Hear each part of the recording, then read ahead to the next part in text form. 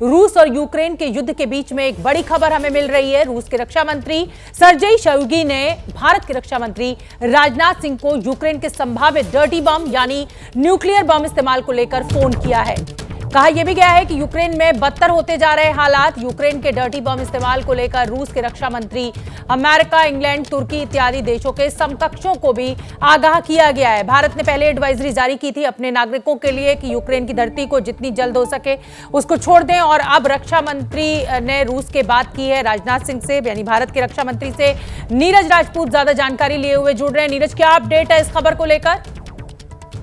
शुभना, बिल्कुल ठीक कहा आपने। अब से कुछ देर पहले ही जो रूस के रक्षा मंत्री हैं उन्होंने रक्षा मंत्री राजनाथ सिंह से बातचीत की और फोन पर बात की, और उन्हें बताया कि किस तरह से जो यूक्रेन की तरफ से जो उकसावे वाली कार्रवाई हो सकती है, और इस उकसावे वाली कार्रवाई में यूक्रेन की तरफ से रूस के ऊपर डर्टी बम यानी कि जैसे हम लोग जानते हैं न्यूक्लियर बम, जैसे आपने कहा कि उसका इस्तेमाल किया जा सकता है। इसीलिए जब ये बातचीत हुई तो खुद रक्षा मंत्री राजनाथ सिंह ने कहा कि जो परमाणु हथियारों का इस्तेमाल किसी भी तरह से ठीक नहीं होगा इस युद्ध के दौरान। और उन्होंने कहा कि दोनों देश जो हैं अब जो भी मसले हैं, उनकी जो भी लड़ाई है उसको डिप्लोमेसी के जरिए और शांति के जरिए उसको निपटाया जाए और न्यूक्लियर बम का इस्तेमाल न किया जाए। ये रक्षा मंत्री राजनाथ सिंह की तरफ से अपील की गई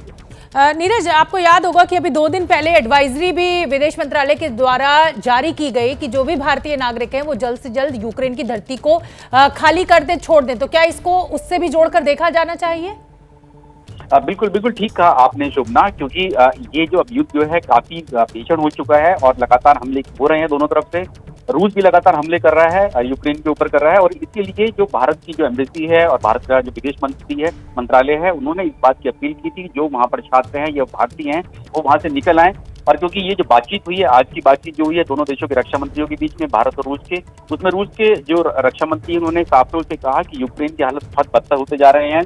वहां पर हालात जो हैं इस तरह के हो रहे हैं कि वो उकसावे की कार्रवाई के लिए, ताकि रूस जो है हमला करे और ज्यादा भीषण करे, हमला करे, तो उसके लिए ही इस डर्टी बम का इस्तेमाल हो सकता है। इसीलिए भारत के विदेश मंत्रालय ने और एम्बेसी ने कहा था कि जितने भी भारतीय हैं वो वहां से। नीरज, खबर तो ये भी आ रही थी ना कि अलकायदा की भी एंट्री हो गई है, अब तालिबानी लड़ाके भी लड़ेंगे जो चेचेन लड़ाकू हैं उनसे। तो कई तरीके की खबरें सामने आ रही हैं। ऐसे में ये जो न्यूक्लियर बम का जो थ्रेट सामने आ रहा है, रक्षा मंत्री आपस में बात कर रहे हैं, क्या भारत इसमें लगातार अपना जो रुख कर रहा है कि भाई आप बातचीत से मसले को हल कीजिए, ऐसा कोई भी काम मत कीजिए, ऐसे किसी बम का इस्तेमाल मत कीजिए जिससे कि जो कि मानवता के खिलाफ हो? बिल्कुल शोभना, बिल्कुल ठीक कहा आपने। मानवता के खिलाफ ही होगा अगर इस तरह का बम इस्तेमाल किया जाता है, क्योंकि हम लोग जानते हैं कि यूक्रेन जो है वो न्यूक्लियर पावर नहीं है। लेकिन ये जो डर्टी बम होता है, दरअसल ये जो ट्रेडिशनल जो या कन्वेंशनल जो बम होते हैं उसमें वॉरहेड जो है वो न्यूक्लियर लगाया जा सकता है, रेडियो एक्टिव कोई मटेरियल उसमें इस्तेमाल किया जा सकता है। इसीलिए उसको डर्टी बम कहा जाता है कि उसका जो इस्तेमाल जो है वो कोई भी कर सकता है, कोई भी देश कर सकता है। इसीलिए डर्टी बम का इस्तेमाल ये माना जा रहा है कि यूक्रेन की तरफ से किया जा सकता है। इसीलिए रूस ने जो है भारत के साथ साथ जो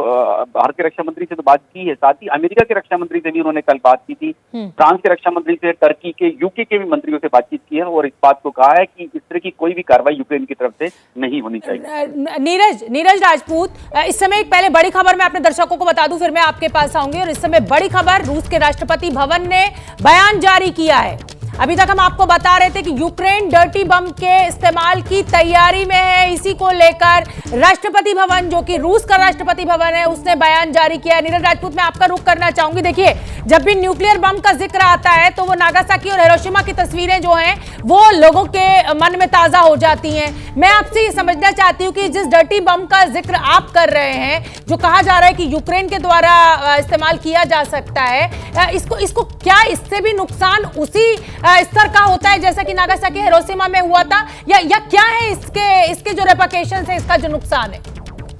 बिल्कुल शोभना, ये उसी तरह से ही होता है, न्यूक्लियर बॉम्ब की तरह ही होता है डर्टी बॉम्ब भी। जैसे मैंने बताया कि कोई भी कन्वेंशनल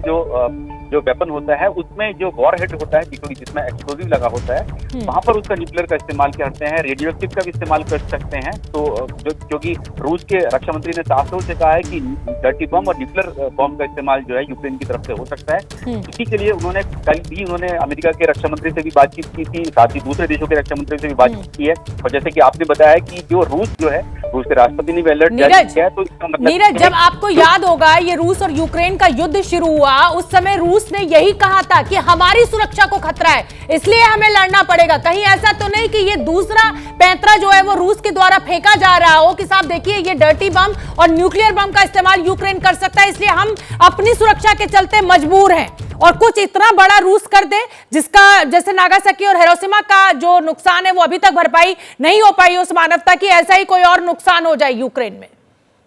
बिल्कुल शोभना, क्योंकि हम लोग जानते हैं कि रूस जो है एक बड़ी न्यूक्लियर पावर है, उसके पास बहुत वेपन्स हैं। ये माना जाता है कि अमेरिका के बराबर ही न्यूक्लियर वेपन्स उसके पास है। अगर यूक्रेन की तरफ से अगर कोई छोटा से भी डर्टी बम अगर ये भी लॉन्च किया जाता है, रूस की धरती के ऊपर किया जाता है, तो ये मान सकते हैं कि नागासाकी और हिरोशिमा से ज्यादा जो बड़ा हमला जो है वो रूस कर सकता है। रूस के पास बहुत ज्यादा वेपन्स है, जैसे कि जो हाल में सिपरी की रिपोर्ट आई थी उसमें कहा गया था कि कितने वेपन्स जो है रशिया के पास है, न्यूक्लियर वेपन्स हैं, कितने चाइना और इंडिया के पास भी नहीं होंगे, जिससे कई गुना ज्यादा रूस के पास है। इसीलिए रूस ने हो सकता है कि इसीलिए पहले ही आगाह कर दिया सारे देशों को, बड़े देशों को, बड़ी सुपर पावर्स को, कि यूक्रेन की तरफ से अगर इस तरह की कोई भी कार्रवाई होती है तो बड़ा कदम जो है हम लोग मान सकते हैं रूस की तरफ से उठाया जा सकता है।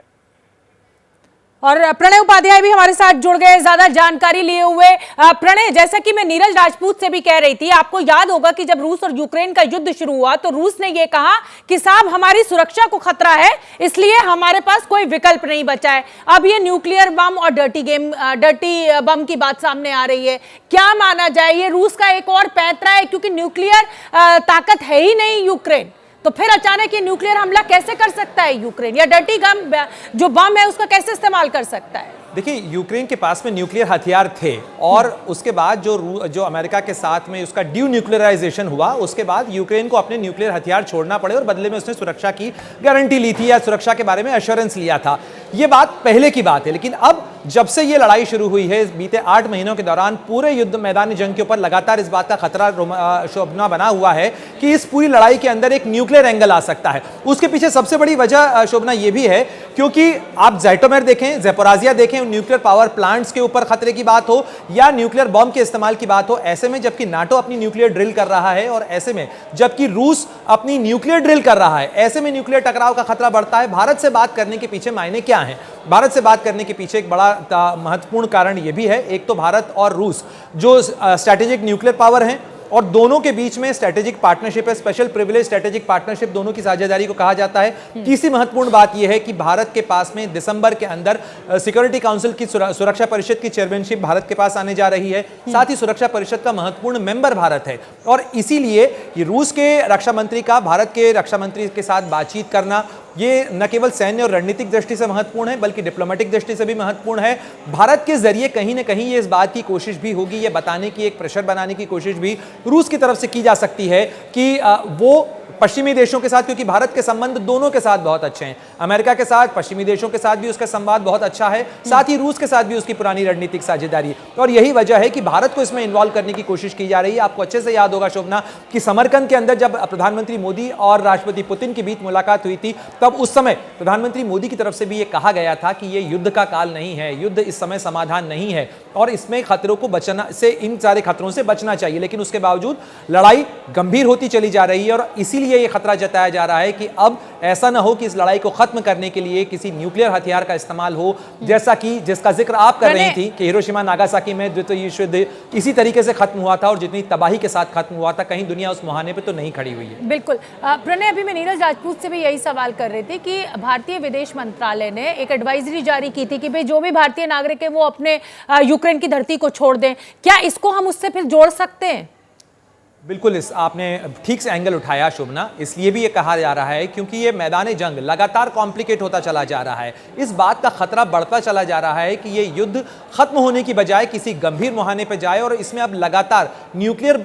हथियारों के इस्तेमाल की, टेक्टिकल डर्टी बम है उसे डर्टी बम इसीलिए कहा जाता है क्योंकि इसका जो वाइड स्केल डिस्ट्रक्शन है वो इससे होता है, इसे वेपन ऑफ मास डिस्ट्रक्शन कहा जा सकता है और इन हथियारों में कहा भले ही ये जा रहा हो कि ये टैक्टिकल हथियार होते हैं, लिमिटेड इलाके के अंदर ही वार करते हैं, लेकिन इसका दायरा कितना बड़ा हो सकता है और हथियारों का दायरा कहां तक जा सकता है, इसके बारे में कहना मुश्किल है। और इसीलिए इस खतरे को रोकने के लिए ही तमाम कवायद चल रही है इस समय। बहुत बहुत धन्यवाद प्रणय, और आप नजर भी बना के रखिए, जैसे कोई अपडेट होगा हम अपने दर्शकों तक सबसे पहले पहुंचाएंगे। क्या मजबूरी है मेरी, बताइए। मैं अभी आपको बताती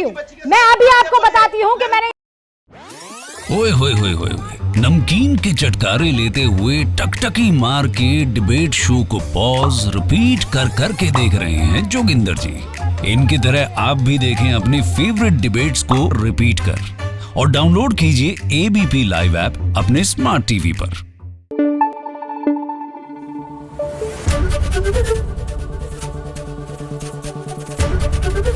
एबीपी न्यूज आपको रखे आगे।